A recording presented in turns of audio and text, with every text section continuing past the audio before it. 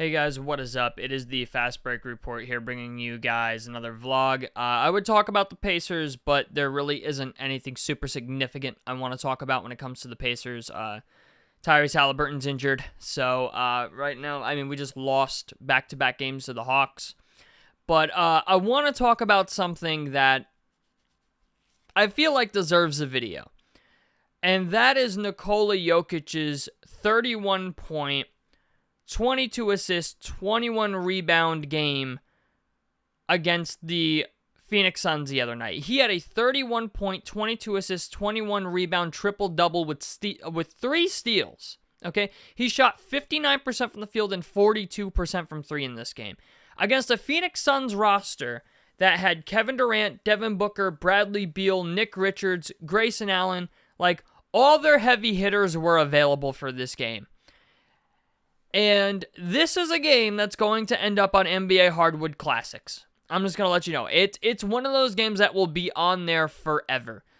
And Nikola Jokic is currently got a 65% chance to win his 4th league MVP this year. And he is going to win it. Right now, currently, at the time of making this video, I'm actually watching the Denver Nuggets play the Oklahoma City Thunder because they have a game today. It's on ABC, so I have that on. But Nikola Jokic is a guy that he's like the Tim Duncan of our time, as far as a guy who is really, really dominant that it seems like nobody cares about. And it's sad to say that. I can't say that nobody cares about him, but it's just the idea. He's only 30 years old, and the guy still has at least a good 4 or 5 years left. He's probably going to win another ring in that time.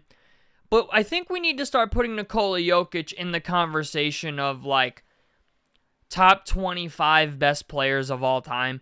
I know there's people that are going to probably disagree with that because of, legacy and his accolades aren't exactly there as far as championships go and stuff like that. But as far as, a big man, and I would go as far to say that Nikola Jokic is, what's the word I'm looking for? A revolutionary in his time. And what I mean by that is, Steph Curry is a guy who came into the league and changed the way that everybody played. Right? Because Steph Curry was, just killing teams from three-point land, and still does. But Steph Curry changed the way that everybody thought about building a basketball team, right? And the reason I'm putting him in the same conversation with Stephen Curry is not because he changed the way that people play basketball, but he's easily changing the narrative around basketball. And what I mean by that is Nikola Jokic is not athletic. He's not box office, right? He's just really fucking good at what he does, right? He's a guy that, the entire... you could argue that the 76ers tried to copy what the Denver Nuggets are currently doing, but obviously Joel Embiid has had a bunch of injuries. I don't think it's any question at the current point in time who the best player in the NBA is. It's Nikola Jokic. But it's just the idea, he breaks every stereotype that you have about basketball players. He's slow. He's not athletic.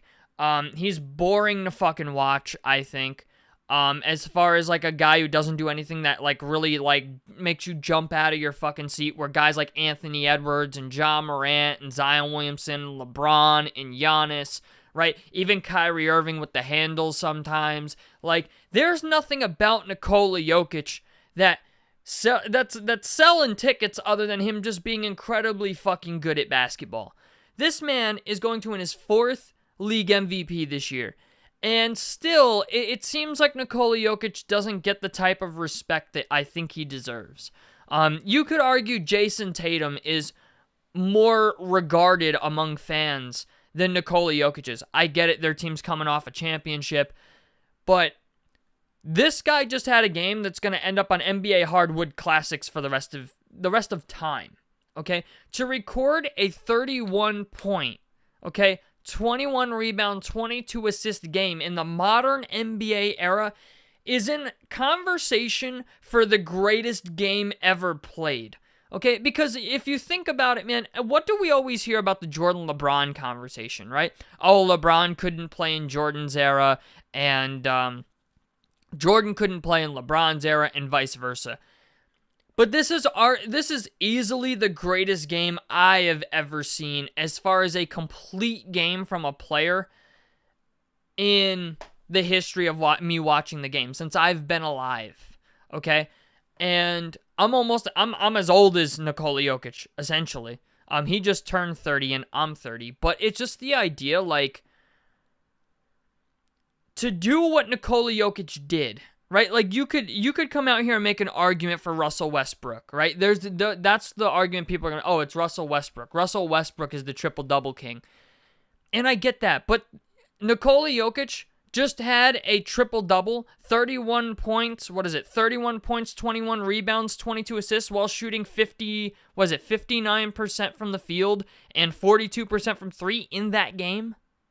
Like, that is bonkers. And for a center, a position where it seems like people have just said, fuck it, the center position doesn't matter. Like, I feel like that's where, like, in an NBA currently where centers are not highly regarded, people don't think they're important. I've even heard people think rebounding isn't fucking important, okay?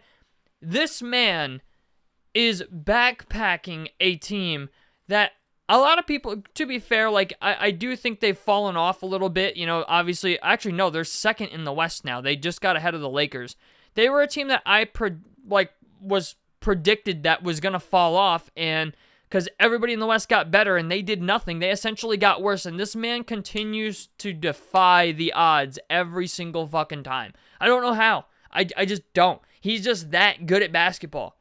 I mean, they have a win-loss record of 41-22. Yes, OKC is the team in front of them with 52 wins and 11 losses, but SGA's supporting cast, I think, is better than Denver's. Like, OKC does have Chet Holmgren. They have Jalen Williams. They have Lou Dort. You know, they've got like a really, really solid cast around SGA. But it's just the idea, Denver, like, just what Nikola Jokic is doing as a basketball player from a true shooting percentage standpoint as well is fucking bonkers. So, I know there's going to be people who make the argument for Shai Gilgeous-Alexander, and there is, I feel, an argument to be made, but Nikola Jokic is playing out of his mind. He is most likely going to win his fourth league MVP. I would be shocked if he didn't. If Nikola Jokic doesn't win his fourth league MVP, I think of it as kind of like voter fatigue. I also think of it as them wanting to hand SGA his first MVP trophy. But the man deserves more respect than he gets. Okay, that's my point with this video with Nikola Jokic. This man deserves way more respect than he gets. Everybody knows he's a bad man. You know what I'm saying? Everybody knows this dude can ball. Okay? But it's just the idea, okay, Nikola Jokic is going to be winning his fourth league MVP. He's a 7-time All-Star, 6-time All-NBA, an NBA champion, a Finals MVP, Western Conference Finals MVP as well for the Western Conference. And still, it feels like Nikola Jokic is a guy, like, when it comes to MVP voting, or not MVP voting, All-Star voting, where did Nikola Jokic rank on that? All-Star... I'm very curious. Where did he rank in All-Star votes? Hold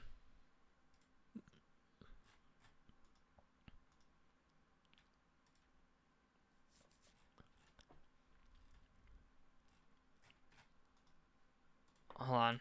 Results. NBA All-Star voting results 2024. So...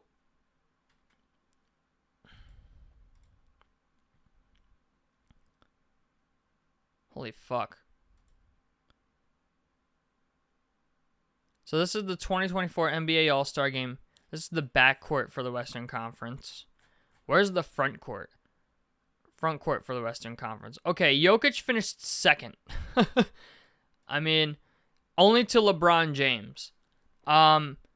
So okay, I guess people do recognize him as a good player, but I just feel like he doesn't get talked about the way that I feel like people should start talking about him. Yeah, he probably needs to win some more rings to really get into that conversation, but at this point, Nikola Jokic, I think, is without a doubt the best player in the NBA. In a couple years, we can have a conversation probably about Wemby, and some other guys, maybe even Luka Doncic. But just the idea, Nikola Jokic deserves some respect, dog. He deserves some respect. 31 points, 21 rebounds, and 22 assists in the modern NBA era against a team that was fully loaded too.